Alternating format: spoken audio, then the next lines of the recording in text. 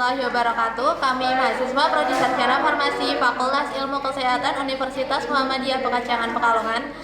Kami akan mempresentasikan hasil diskusi praktikum farmakoterapi mengenai infeksi gangguan ginjal. Perkenalkan, kami dari kelompok 10 dengan saya Rizky Damayanti dan saya Salsa Fatiatur Rizkilah. Saya Safana Valindina. Pada praktikum kali ini terdapat kasus pasien Tuan M berusia 78 tahun 6 bulan dengan BP 40 kg, TB 165 cm.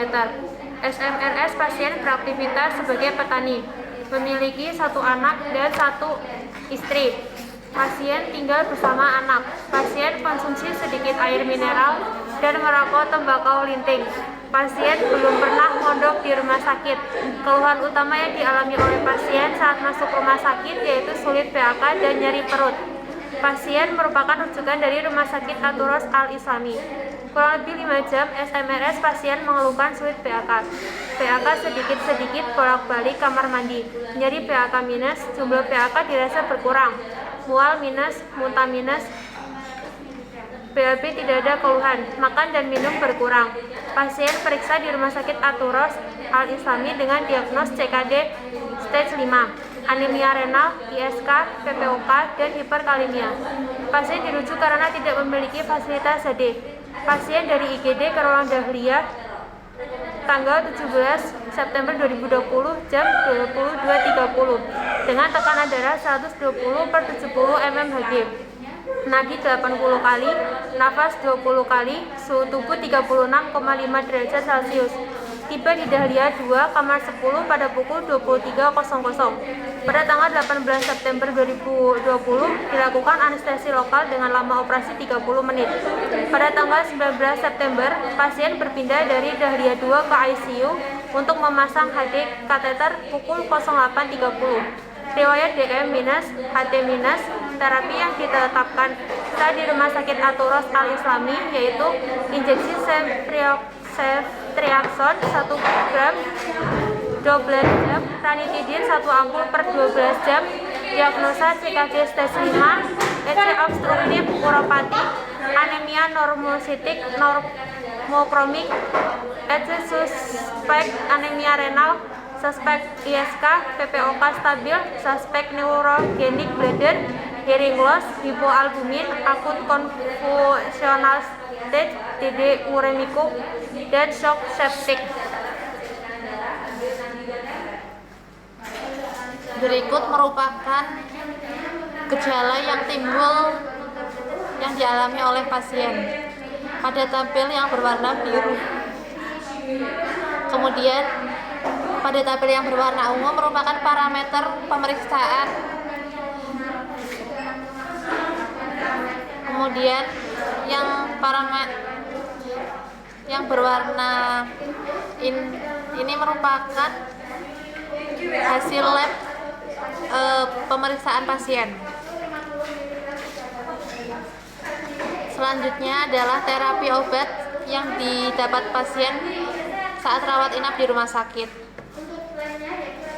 Tujuan penata laksanaan terapi kasus yaitu mahasiswa mampu melakukan seleksi terapi obat rasional berdasarkan kondisi pasien penyakit renal failure, chronic renal failure, end-stage renal disease, glomerulus nephritis, sindrom nefrotik, drug induced renal, conducive renal replacement, dan berbagai penyakit gangguan elektrolis yang disebabkan karena tegangnya fungsi renal seperti alkalosis, hiperkalemia, dan hipokalemia, serta monitoring terapi dan konselingnya sesuai perkembangan bidang kesehatan dan farmasi yang terkini. Deskripsi kasus dan analisa kasus. Yang pertama tanggal 17 bulan 9 tahun 2020, problematis. Yang pertama adalah CKD dengan stage 5 atau gangguan ginjal stadium 5. Subjek yang pertama adalah sulit PAK dan nyeri perut. PAK sedikit bolak-balik ke kamar mandi, jumlah PAK dirasa berkurang, makan dan minum berkurang, mudah lelah. Objektifnya adalah riwayat pengobatan. Yang pertama infus NaCl 0,9%, yang kedua Anestesi untuk HD CAT. Yang ketiga adalah O2. Asesmen, ada indikasi tidak ada obat. Pasien mengalami nyeri pada perut. Plannya adalah untuk rekomendasi, pasien diberikan obat analgesik yaitu paracetamol. Monitoringnya adalah dilakukan pemantauan pada perut pasien setelah mengkonsumsi obat paracetamol. Problem kedua yaitu anemia renal. Gejala yang ditimbulkan adalah makan dan minum berkurang, lemas dan pucat. Objektif riwayat pengobatan antara lain infus NaCl 0,9%, anestesi untuk HD CAT, O2. Untuk data lab, Hb yang diperoleh adalah 6,9 dari rata-rata 14 sampai 18 gram per dl. Asesmen yang diberikan adalah ada indikasi tidak ada obat. Pasien mengalami anemia namun belum mendapatkan terapi farmakologinya. Plan untuk rekomendasi diberikan obat asam folat. Monitoring yang pertama subjektif, selalu mengontrol HB darah agar tetap stabil. Objektif, rutin dalam melakukan pengecekan HB. Yang ketiga efek samping, bila timbul gejala segera konsultasi kepada dokter.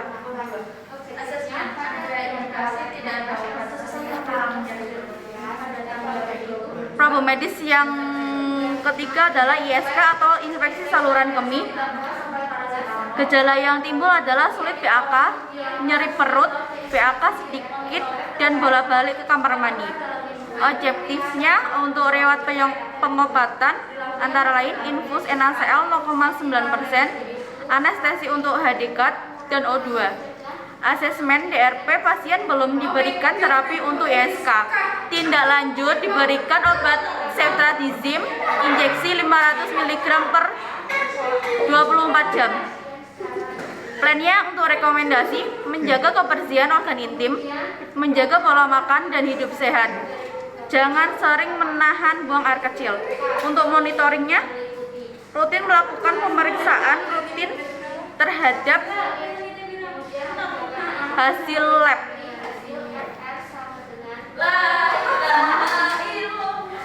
Untuk plan yang keempat yaitu PPOK atau penyakit paru obstruktif kronis. Gejala yang timbul adalah lemas dan pucat.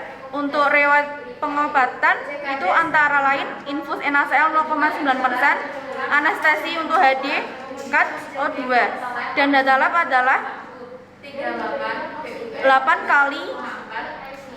kali per menit. Asesmen DRP adalah pasien belum diberikan terapi untuk PPOK. Tindak lanjut diberikan terapi untuk meringankan gejala kesulitan bernafas. Untuk plan rekomendasi diberikan terapi obat untuk mencegah atau untuk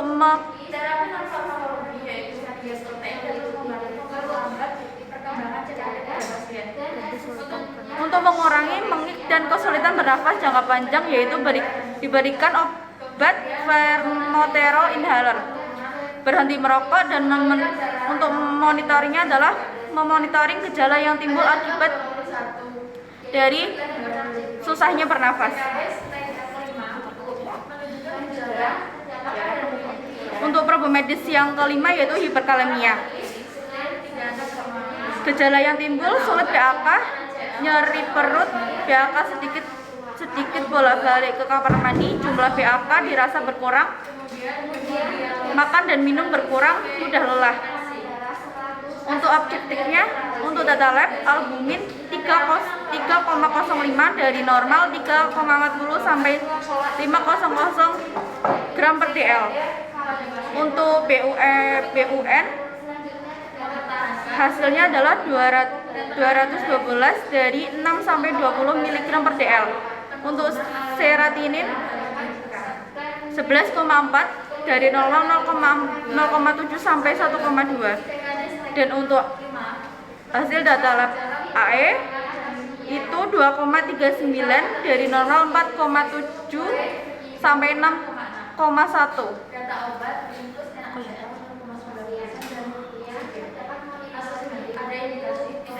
untuk DRP selanjutnya pada tanggal 18 bulan 9 2020, problem medis yang pertama yaitu CKD stage 5 dengan subjektif makan dan minum berkurang.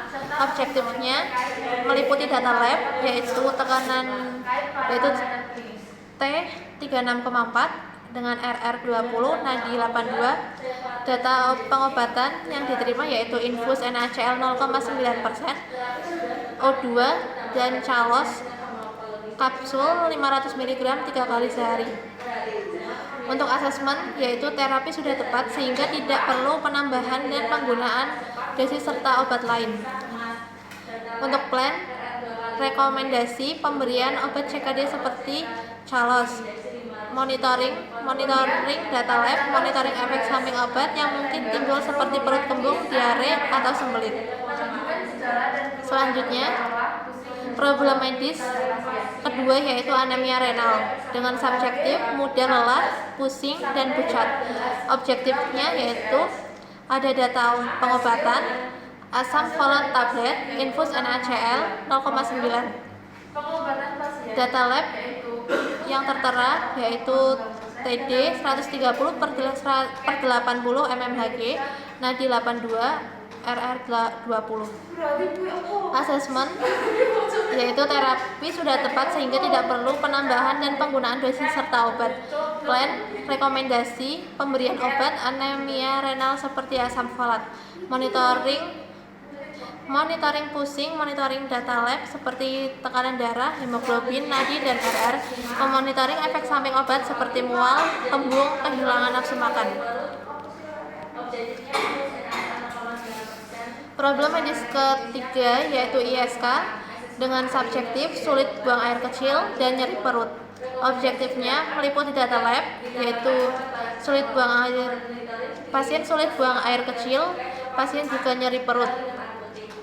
Data pengobatan yang diterima infus NaCl, O2, ceftriaxone injeksi. Asesmen yaitu terapi sudah tepat sehingga tidak perlu penambahan dan pengurangan dosis serta obat.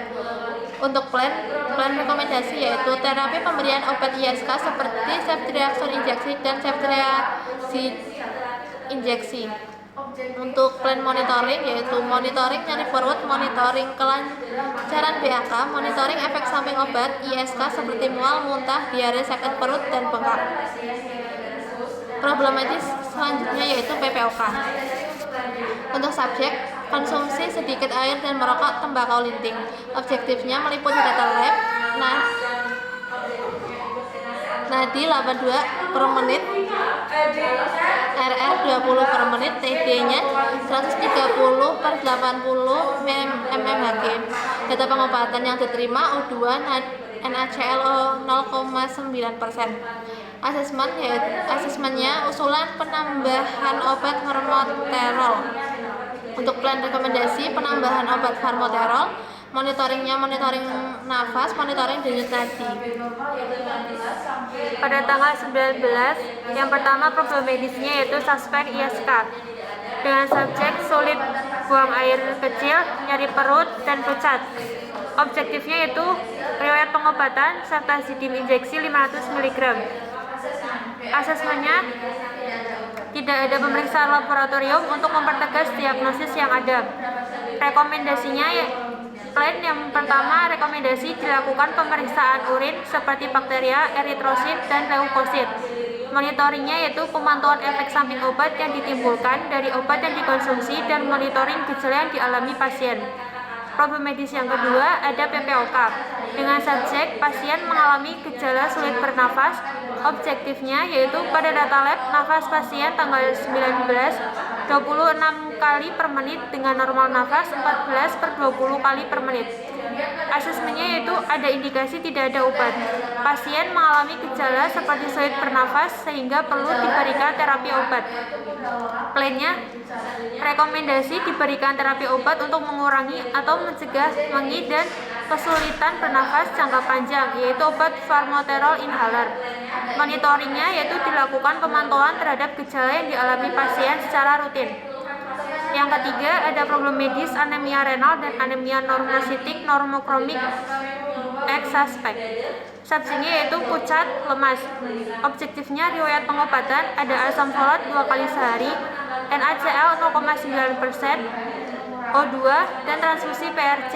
Data labnya yaitu Hb 6,9 dengan normal 14/18 gram per desiliter. Asesmennya yaitu penambahan obat untuk menunjang terapi optimal. Plan pada rekomendasi yaitu penambahan obat vitamin B12 yaitu mecobalamin. Disarankan istirahat yang cukup. Monitoringnya yaitu pemantauan kadar Hb dan monitoring terkait gejala pucat dan lemas. Problem medis yang keempat yaitu CKD stage 5. Subjeknya kurang minum air putih, sulit buang air kecil, dan nyeri perut. Objektifnya yaitu pemasangan HDCAT. Riwayat pengobatannya ada infus NaCl 0,9%, O2, hemodialisa, kalos atau CaCO3 kapsul 500 mg 3 kali sehari. Data labnya yaitu keratinin 11,4 dengan normalnya 0,7 sampai 1,2. BUN atau blood urinary dengan hasil 212 dengan normalnya yaitu 6 sampai 20 mg per desiliter. Asesmennya yaitu ada indikasi tidak ada obat. Pasien mengalami nyeri perut. Plannya rekomendasi yaitu dilakukan penambahan obat paracetamol untuk meredakan gejala nyeri perut. Monitoringnya yaitu dilakukan monitoring terkait dengan kepatuhan dalam minum air putih serta monitoring terkait gejala sulit buang air kecil dan nyeri perut. Pada tanggal 20 bulan 9 tahun 2020, problem medis yang pertama adalah PPOK. Subjek yaitu sesak nafas, mulut kering, dan komunikasi sulit. Untuk objektifnya, data lab, nafasnya 24 kali per menit. Untuk asesmennya tidak ada penjelasan rute pemberian obat dan tidak ada sediaan obat terapi. Untuk plannya, rekomendasi diberikan ipratropium bromida 0,25 sampai 0,5 mg digunakan saat sesak nafas kambuh. Diberikan oksigen pada saat memasuki ICU untuk pertolongan pertama. Untuk memonitoring efek samping obat dan interaksi obat. Memonitoring lifestyle pasien dengan berhenti merokok, jangan beraktivitas berat, hindari lingkungan dengan polusi udara tinggi. Problem medis yang kedua adalah ISK. Untuk subjeknya adalah nyeri perut. Objektifnya tidak ada, asesmennya ada keluhan pasien, ada terapi obat namun tidak ada diagnosis dokter. Plan rekomendasi diberikan ceftriaxone injeksi 1 gram selama 12 jam. Monitoring tidak ada beraktivitas berat, istirahat cukup. Problem medis ketiga adalah CKD. Subjektifnya adalah perubahan frekuensi buang air kecil, kehilangan nafsu makan, gelisah, pucat, lemas, dan intak sulit.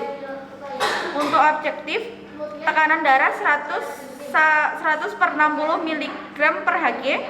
Untuk Hb 9,3, eritrosit 3,27, albumin 2,38, urin protein plus 3, dan kalium 2,90. Untuk asesmen tidak diberikan mecobalamin injeksi. Ketidaktepatan dosis asam folat.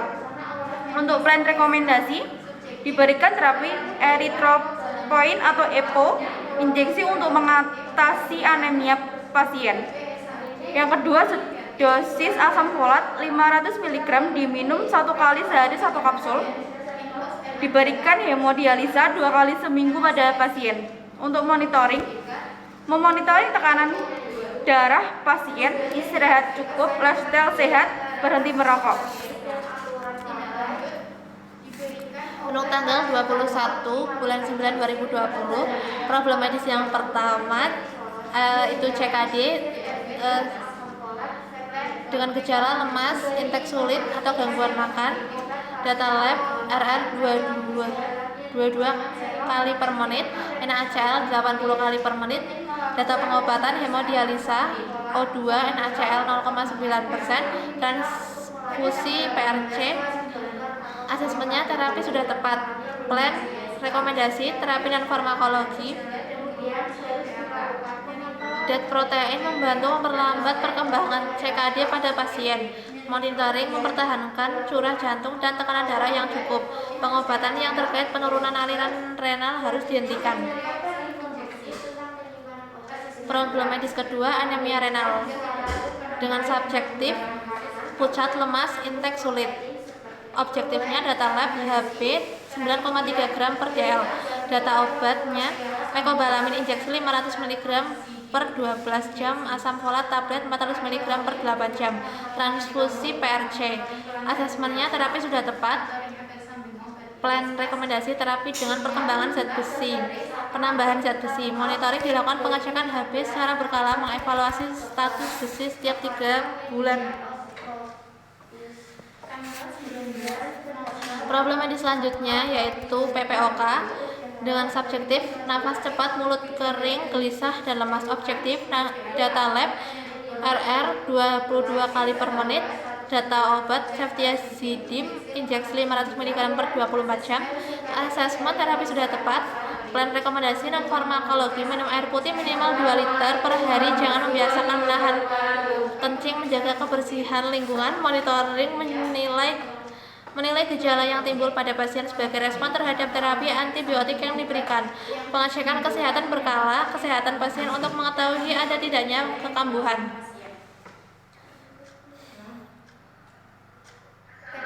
Problem medis selanjutnya yaitu ISK.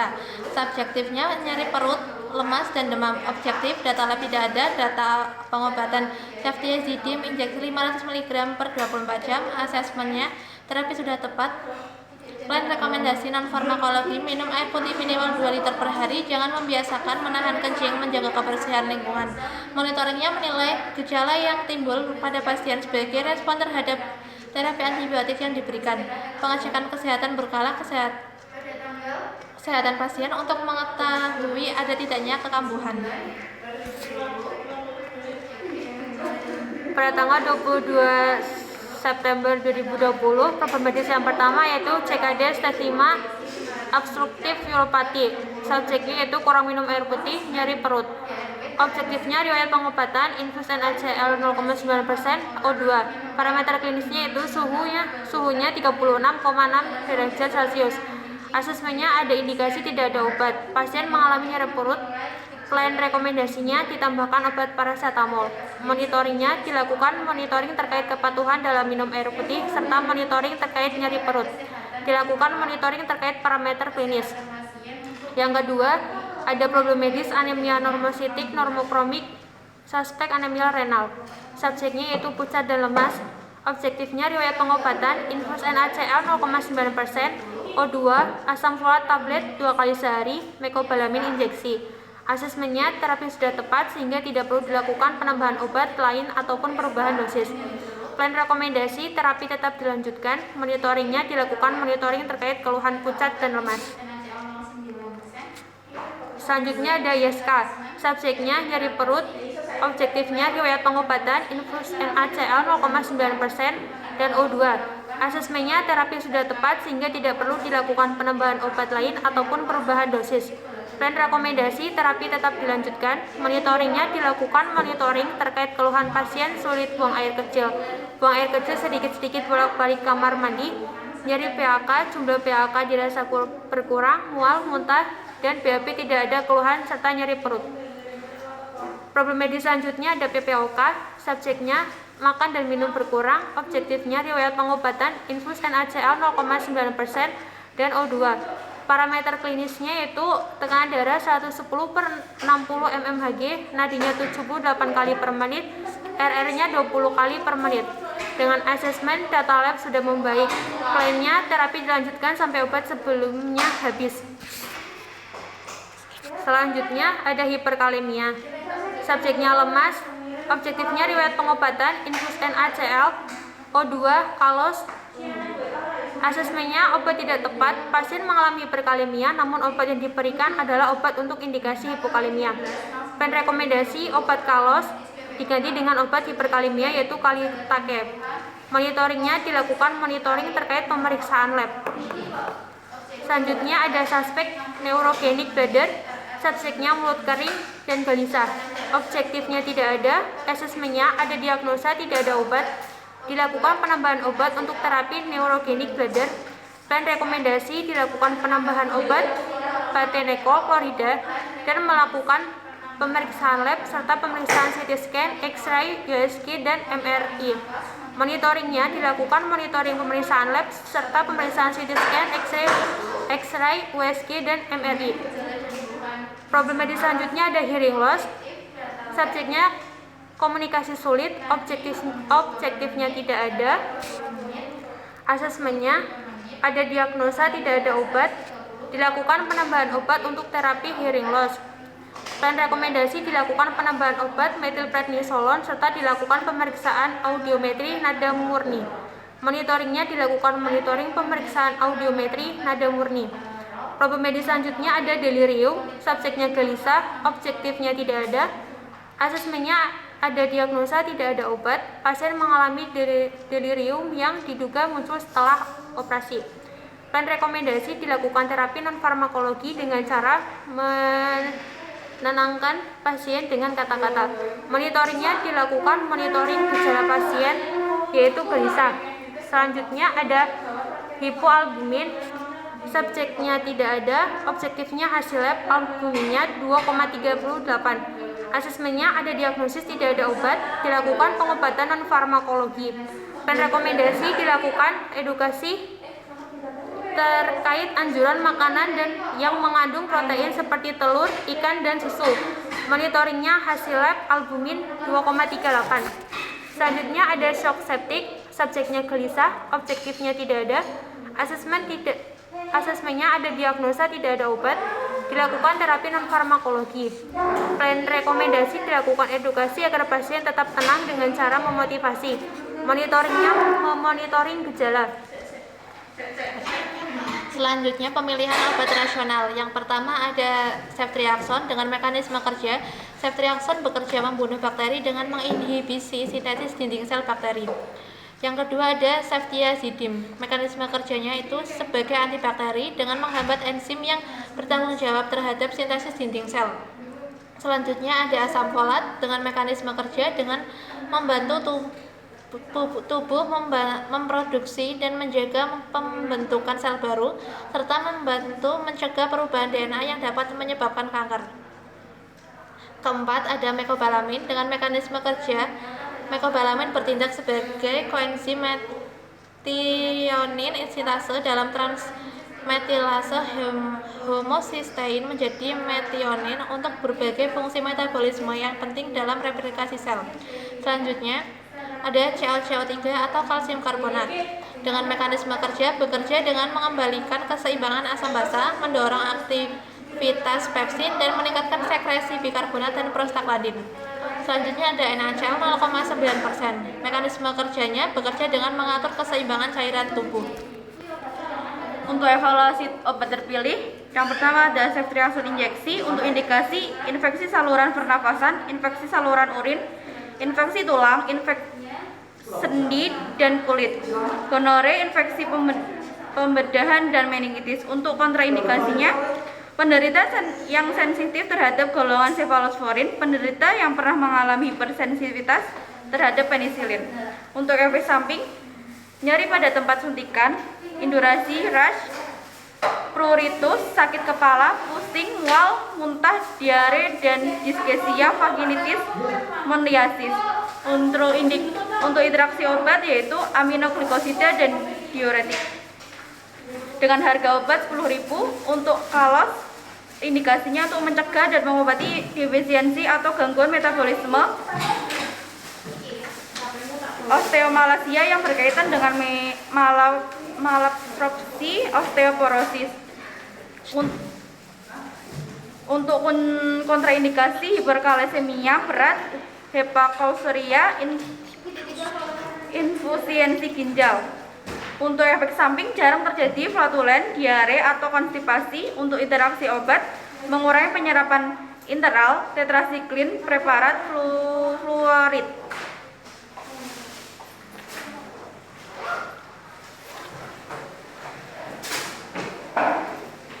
Yang selanjutnya adalah asam folat untuk indikasi mengurangi resiko tekan neural tube defects, mencegah jantung koroner, dan anemia megaloplastik.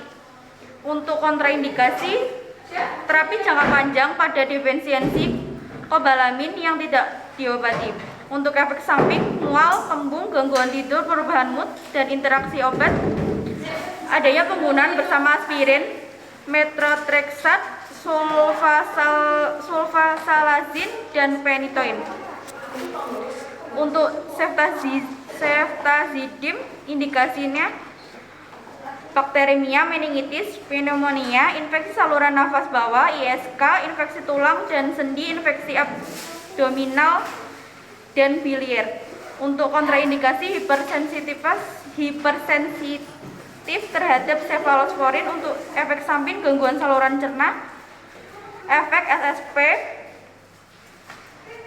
tromboflebitis pada tempat injeksi, nyeri atau inflamasi setelah injeksi intramuskular, sangat jarang reaksi. Perubahan hematologi sementara.